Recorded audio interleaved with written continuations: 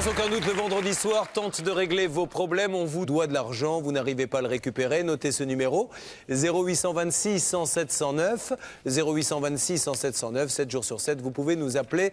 L'adresse de Sans aucun doute s'inscrit également, ainsi que le net, tf1.fr, rubrique Sans aucun doute. Alors, nous allons maintenant parler d'une personne qui a été, entre guillemets, et indirectement victime un petit peu de l'administration et qui se retrouve, alors qu'elle a déjà suffisamment payé, dans une situation où elle risque de tout perdre dans les jours qui viennent. Cette personne est déjà en plateau car elle est sur un fauteuil roulant. Résumé par la voix de Christophe Pietri. Philippe est accompagné de son frère Sacha. Philippe est paraplégique à cause d'un accident de la route dû à une mauvaise signalisation. Il a été indemnisé par le Conseil général de 396 000 €, mais dans quelques jours, il va peut-être devoir rembourser la totalité de cette somme. Il est désespéré. Philippe, bonsoir. Sacha, bonsoir. Vous êtes frères tous les deux. Nous allons voir un reportage et donner des coups de fil dans quelques instants. Vous étiez en voiture au moment des faits. Vous avez eu un... Pardon ? Fourgonnette. En fourgonnette. Vous avez eu un terrible accident de voiture qui vous a conduit à vous retrouver aujourd'hui dans ce fauteuil roulant. Qu'avez-vous exactement ? Je suis paraplégique, donc bon, c'est irréversible. Et tout ça parce qu'il y avait des travaux sur une route qui n'ont pas été signalés. Voilà, une mauvaise signalisation de travaux.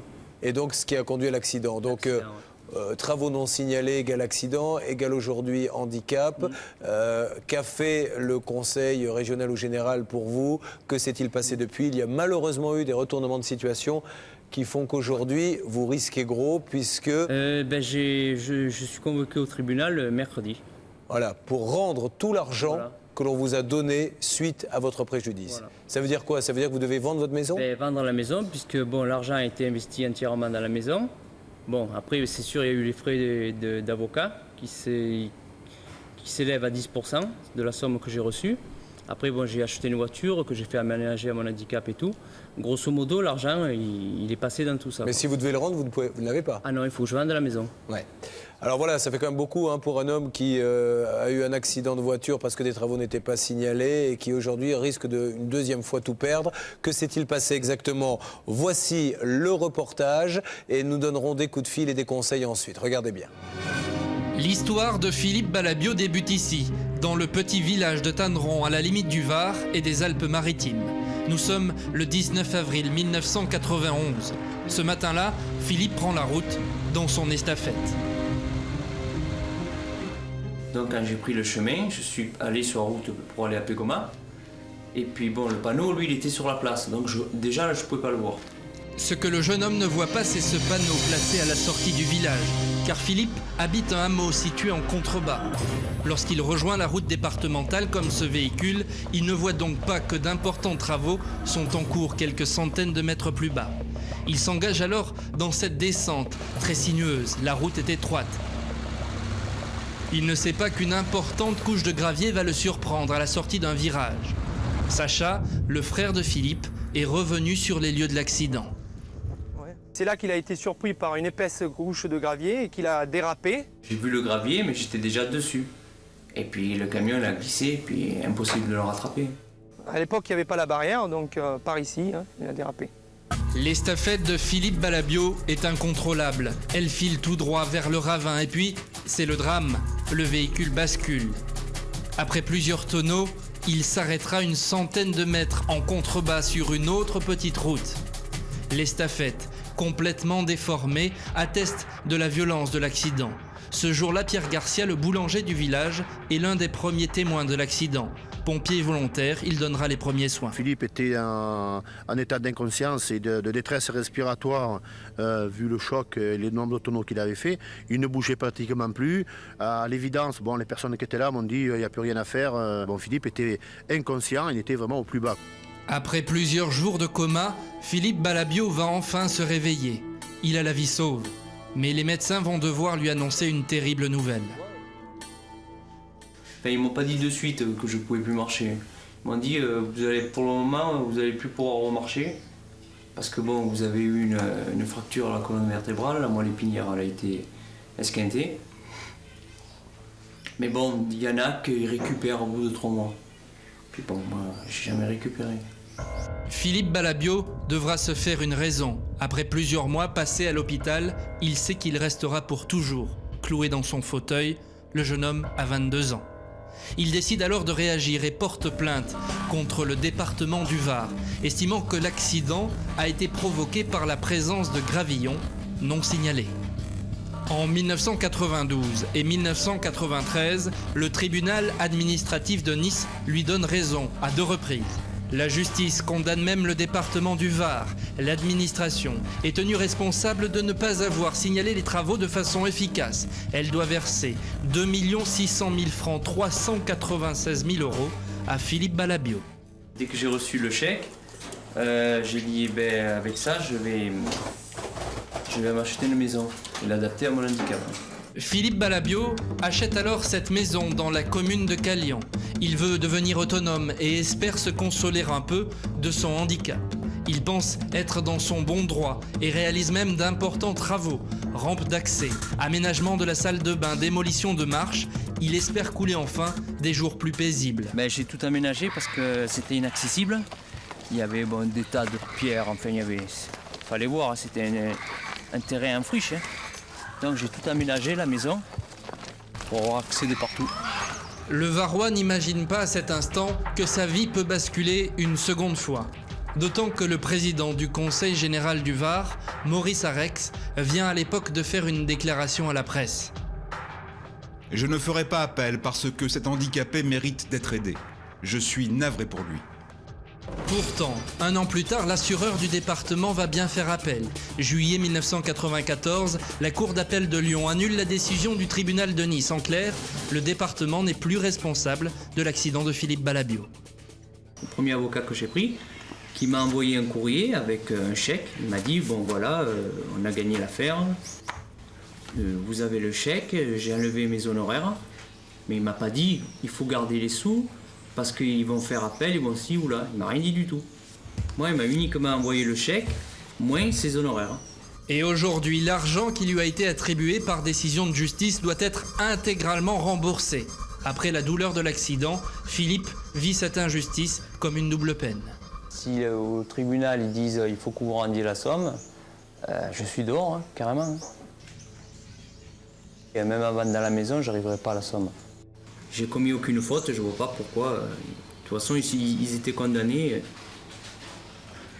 Je vois pas pourquoi ils réclament. Philippe Balabio n'envisage à aucun moment de déménager car depuis qu'il a eu son accident, il s'est pris de passion pour une activité pour le moins débordante.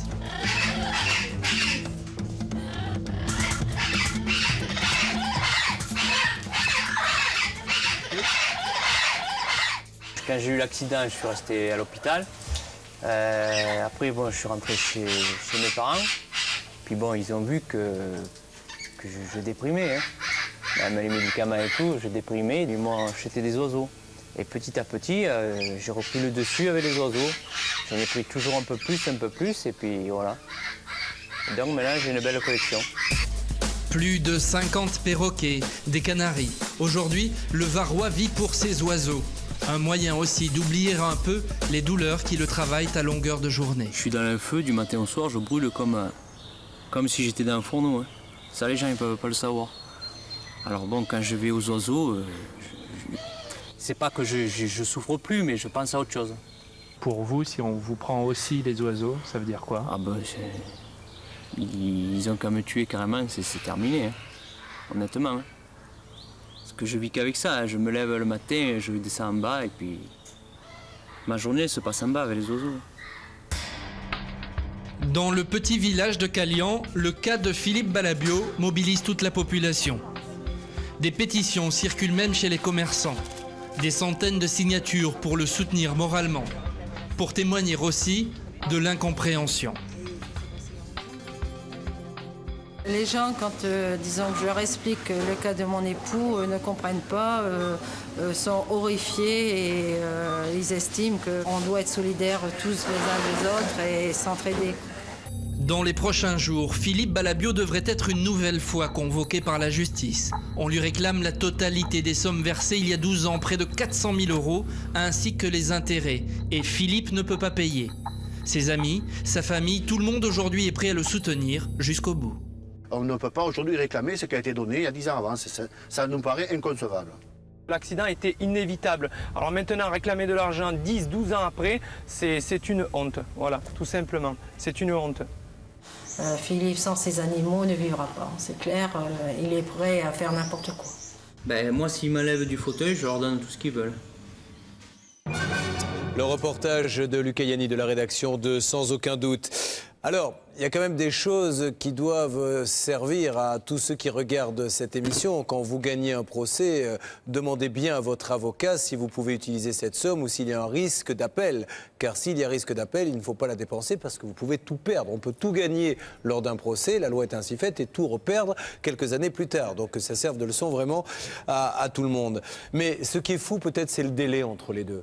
Parce que si encore ça se passait quelques mois après, mais là il s'est passé combien entre le moment où vous avez touché le chèque et le moment où on vous le réclame? 10 ans. 10 ans, donc c'est une partie de vie, une tranche complète de vie qui s'organise. On ne peut pas non plus rester 10 ans à attendre comme ça. Oui, puis le président il avait bien signalé qu'il ne ferait pas appel, donc avec ça, j'étais pas censé savoir qu'ils allaient le faire. Hein. Ouais. Monsieur, vous êtes le frère, donc je suppose que vous l'avez moralement, il n'a pas toujours été aussi fort qu'il semble l'être aujourd'hui. Au début, c'était très très dur. Donc le fait qu'il ait son élevage d'oiseaux, et petit à petit, il ait repris confiance en lui, et puis il s'est trouvé une préoccupation, ça l'a beaucoup aidé. Et comme il le dit vraiment, si on lui enlève tout ça aujourd'hui, vous pensez qu'il n'aura plus rien à attendre de la vie? Je sais pas, mais dans son cas à lui, ça va être très dur. Ça va être très dur. Votre épouse semble beaucoup se mobiliser aussi. Hein. C'est la vérité. Ouais. Sans ça, honnêtement... Et alors, là, je me tourne vers Maître Novakovic. Le fait que le président du conseil à l'époque dise « je ne ferai pas appel », est-ce qu'une assurance peut lancer le procès sans son avis ou est-ce qu'elle est obligée de lui demander, puisque c'est son client, est-ce qu'on fait appel ou non? L'assurance fait ce qu'elle veut. Donc elle peut pas passer par-dessus le conseil général. Donc elle peut très bien décider autrement. Malheureusement, donc il était peut-être de bonne foi quand il disait... Il était tout à fait de bonne foi, j'en suis persuadée. C'est ce que je voulais mais pas, malheureusement, l'assurance décide, elle, ce qu'elle veut. Ouais. Comment vous vivez ça, vous, en famille là? Vous prenez ça comme une terrible injustice? Parce que déjà, quand il arrive un accident comme ça, bon, on prend ça sur le coin de la figure. Je pense que toute la famille, lui particulièrement évidemment, mais a dû en subir les conséquences. Mais là, 10 ans après, remettre ça... C'est revivre un peu le passé. C'est revenir en arrière et donc c'est terrible. Bien, nous allons donc donner quelques coups de fil dans quelques instants. Qu'est-ce que vous attendez aujourd'hui, monsieur, de cette émission, sans aucun doute? Que l'assurance fasse un geste. Qu'elle annule cet appel, voilà, grosso modo. Qu'elle annule tout. Bon, il s'agit d'une des plus grandes assurances de ce pays, réputée on ne peut plus sérieuse. C'est d'ailleurs pour ça qu'elle a autant de clients. J'espère qu'elle acceptera de faire ce geste pour vous, car sinon c'est vrai qu'après vous allez rentrer dans une espèce de spirale dont il sera très très très difficile de vous sortir. Je demande à la régie de bien vouloir faire dans un premier temps quand même le numéro du Conseil général, même si ce n'est plus le même président, pour savoir qui a demandé cet appel, s'ils ont pu ressortir dans leur dossier puisqu'ils sont au courant. Comment peut-on d'un côté dire dans une interview « il n'y aura pas d'appel, le cas de ce monsieur est tragique, on veut l'aider » et puis quelques temps après avoir un appel, autant avoir cette explication avant d'appeler l'assurance. La régie fait le numéro.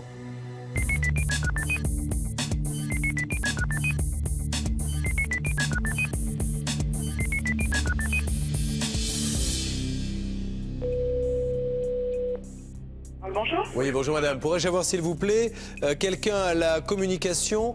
Ne quittez pas. Merci. Ah, je suis désolé, ils sont sur messagerie vocale. Il n'y a personne à la communication? Ils sont partis déjeuner. Vous pourriez rappeler à partir de 14h? D'accord, merci madame. Ah. Au revoir. Bon, il est midi, hein, c'est l'heure. Hein. Ça, c'est des gens qui sont très bien réglés à midi pile. Je suis un petit peu pareil, l'appel de la fin est terrible. Nous allons donc essayer de les rappeler tout à l'heure. Demandons maintenant à la régie de faire le numéro de l'assurance.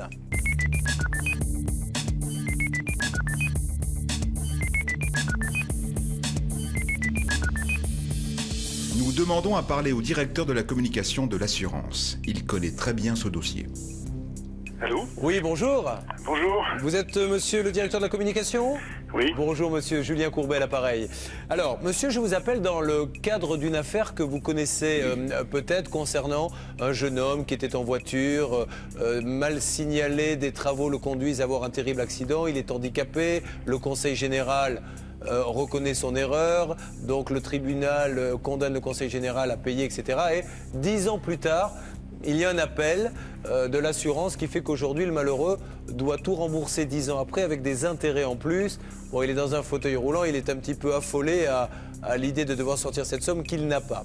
Alors, on voulait essayer de comprendre un petit peu ce qui avait pu se passer depuis, comment, d'une manière ou d'une autre, on peut essayer de l'aider. On est très au courant de ce dossier, Julien Courbet, et d'ailleurs j'ai une bonne nouvelle pour vous et surtout pour Philippe Alabio, c'est que la direction générale a décidé il y a quelques jours de cesser toute action contre Philippe Alabio.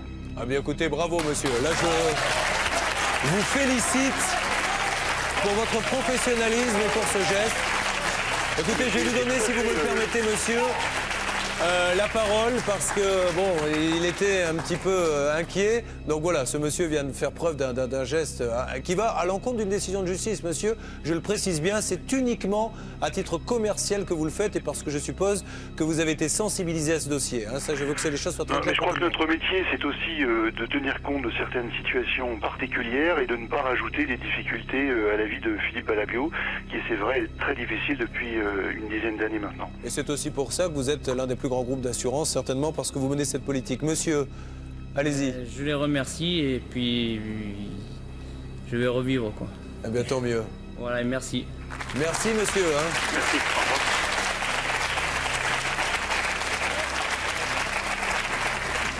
Qui aime bien châtie bien, il faut savoir reconnaître quand des gestes comme ça sont effectués. Bon, bah écoutez, je crois que c'est une journée qui a bien commencé, enfin qui a mal commencé, mais qui s'est bien terminée en tout cas. Bon, alors, est-ce qu'ils disent combien de mots, vos perroquets? Parce que maintenant, il faut quand même savoir. Est-ce que ça parle vraiment, un perroquet? Mais c'est capable de faire une phrase complète? Ben, si on leur apprend, ouais.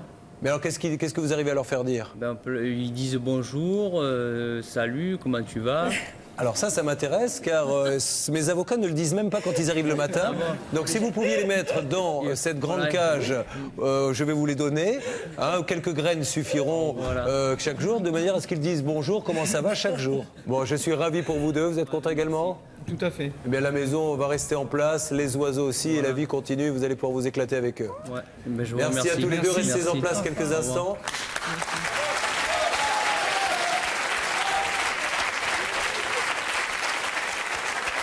Alors, Maître Fellono, déjà, avant de donner un conseil, rappelez que lorsqu'on gagne un procès, on n'a pas tout gagné. Il y a toujours l'appel qui peut tout annuler. En France, et c'est un grand principe de démocratie, il y a plusieurs voies de recours, plusieurs degrés de juridiction. C'est-à-dire que lorsqu'on a perdu, on peut retourner voir un autre tribunal, c'est une cour d'appel, qui peut prendre une décision contraire. Il faut le savoir. Donc si on a gagné la première fois, on peut perdre la deuxième fois. Entre-temps, on peut percevoir de l'argent. C'est vrai que lorsqu'on est un chèque en main, on se dit, ça y est, tout est bon. C'est que pour moi, la vie est belle. Eh bien non. Mais pour éviter ça, la plupart du temps maintenant, les tribunaux assortissent leurs décisions de ce qu'on appelle des garanties, des demandes de garantie financière. Ce monsieur n'aurait pas pu toucher ces 2 millions s'il n'avait pas été capable de son côté de dire « je peux rembourser les 2 millions si je perds devant la cour d'appel ». C'est important parce que la détresse, elle vient de là. 10 ans après qu'on vous demande de rembourser des sommes que vous avez honnêtement appréhendées, c'est absolument anormal, humainement parlant. Bon, en tout cas, encore une fois, ravi pour vous. Mais je suis surtout content pour votre frère qui était plus angoissé que vous. C'est ça qui est extraordinaire. J'étais assez angoissé. Là, je le vois, il est en train de souffler tranquillement, mais je me mets à votre place aussi. Quoi. Vous le voyez chaque jour au quotidien, vous vous êtes dit certainement. Ben oui, on travaille ensemble, donc. Lui aussi, on a toujours été ensemble, donc voilà. Allez, on va vous raccompagner tous les deux. On applaudit 1000 fois cet assureur et on souhaite beaucoup de bonheur aux deux frères. Merci à tous les deux.